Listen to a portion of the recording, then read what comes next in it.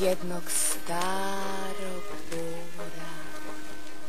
U njoj sami medvedici, nigde drugog živog stvora. Kad je zato čula Kaća, krenula je u šumicu, već drvećem ugledala poljanicu i kućicu.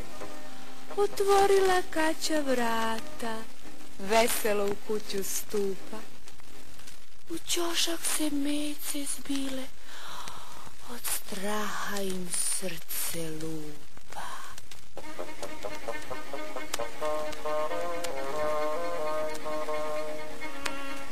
Sa vrata im Kaća veli: ne bojte se, moji mali, kad vam Kaća bude mama, neće ništa da vam fali.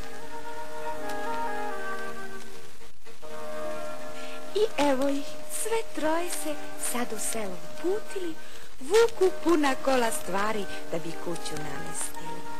Spremljeno je koritance, a Miško se ljuti, dere, veliki je to prljavko, ne da Kaći da ga pere. Prozor Kaća otvorila, spavaju je slatko deca, a čist vazduh svakom prija, bio dete ili mec.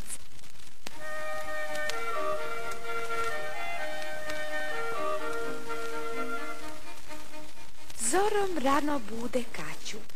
Ustaj, 7 sati bije, mi smo, Kaća, jako gladni, a doručak gotov nije.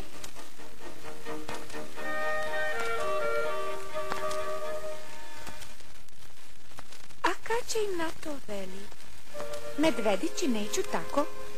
Pre doručka gimnastiku radit ćemo jutro svako.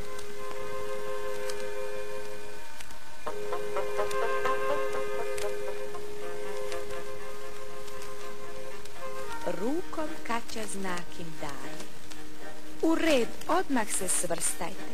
Gledajte šta Kaća radi i sve za njom ponavlja.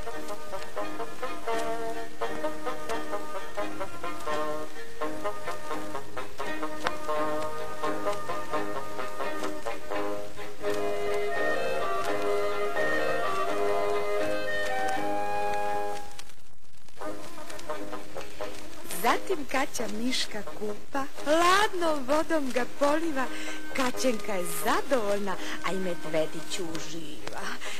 Čupa ubrus Miško uze, njime leđa trlja jako, da bi bio čvrst i snažan, tako radi jutro svako.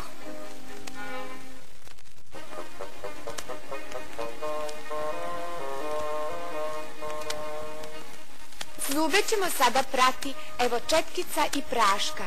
Ne plaši se, trlja jače, hrabri Kaća 12 staša.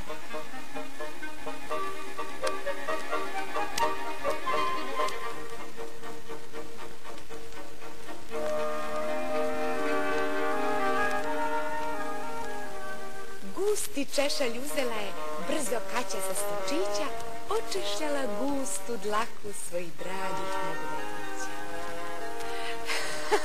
Igraju se, skaču, viču, dok ne bude 12 sati, a tada ih Kaća viče: ručak, brzo, ruke, prati!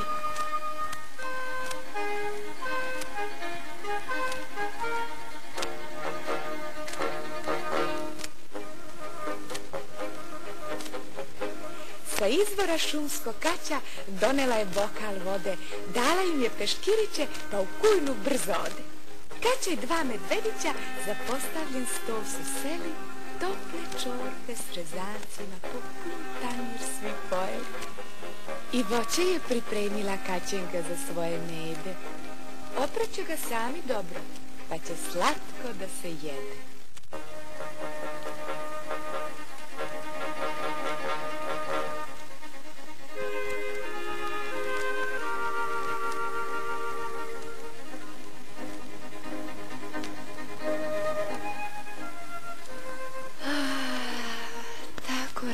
Medvedići sred zelenog šumskog stana, čili, zdravi, zadovoljni i sve jači svakog dana.